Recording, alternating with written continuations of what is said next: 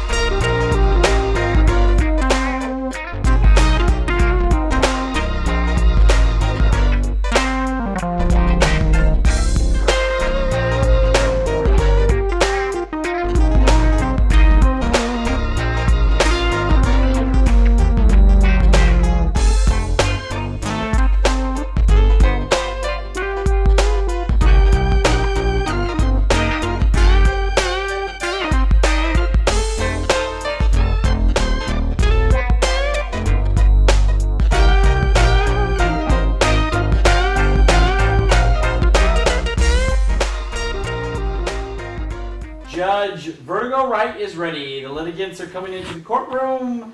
Royal Hightower III versus Cindy Corva, suing for insufficient pain and suffering. Countersuit for hit and run damage. All rise. The Honorable Vertigo Wright presiding. San Francisco Justice Court is now in session. Please be seated. Your Honor, both the litigants and the witnesses have been sworn in. Thank you, Simone. You sexy thing, you. Ow. Okay, Mr. Hightower, state your case. Thank you, Your Honor. I answered Miss Corvus' display ad in the Market Street Advocate searching for Dominatrix services. I was interested in 1 hour of heavy B&D. Okay, B&D. Can you please state for the record what B&D stands for?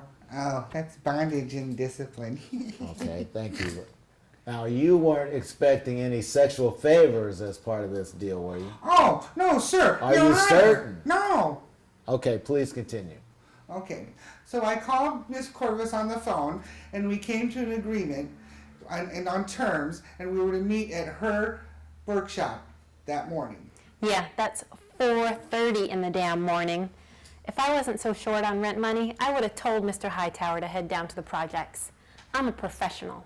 I don't appreciate idiots. Okay, Miss Corva, you looking all good over there and everything, but I'm afraid I'm going to have to ask you not to speak until I ask you to speak, okay? Okay. Back to you, Mr. Hightower. What were the terms of this agreement that you guys came up with? I was to pay $300 for a 1 hour session of heavy B&D with extra humiliation. Is that correct so far, Miss Corva?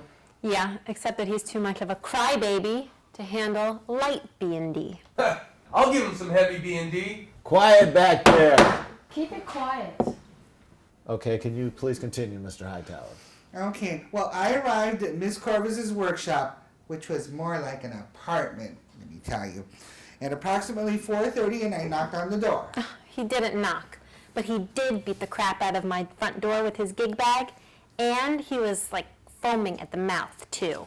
That is such a lie. You took forever to come to the door, and when you did, you were too stoned, you half-baked carpetbagger. Well, then you're fully baked and then some, you closet weirdo. Okay, quiet, quiet. Let me tell you something. When I asked you to speak, you speak only to me and no one else. And Miss Corver, I'm afraid I'm going to have to ask you to put a cork in it too. Any more outbursts and you'll be ejected. Okay, Mr. Hightower, continue. All right, so she finally enters the door in a dirty bathrobe and directs me into the front room. Well, I was upset. She wasn't properly prepared for me, but I waited for about 15 minutes. Well, then she finally reappears in this hastily put together dom outfit and then demands her $300 fee up front in advance. Well, I was kind of reluctant to hand over the cash, so I asked for a receipt so she could guarantee me satisfaction. I didn't guarantee this fool anything beyond my standard session, and he was damn lucky to get that at such short notice, especially at 4:30 a.m. on Sunday morning. I am not about to wear myself out flogging all the demons out of this sicko and end up missing church. Sicko? You've got your nerve calling me a sicko, you clown. Will you two please shut up?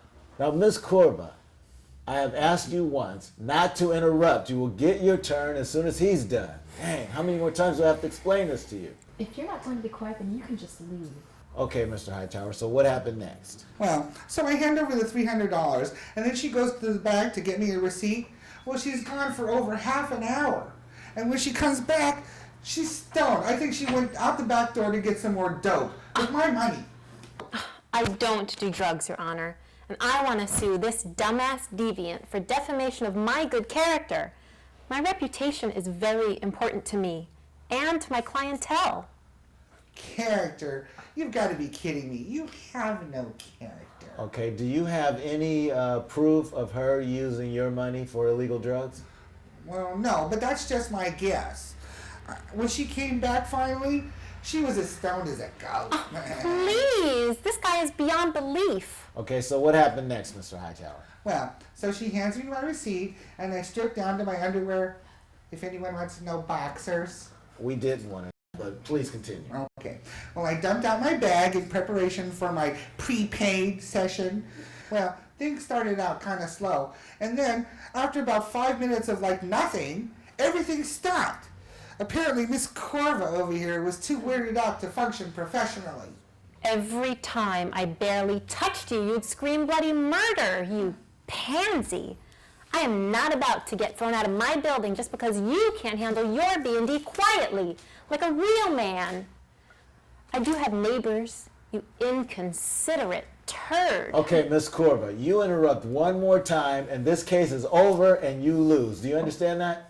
Yeah, interrupt one more time and I'll escort you out. Got that? Okay, please, Mr. Hightower, please continue.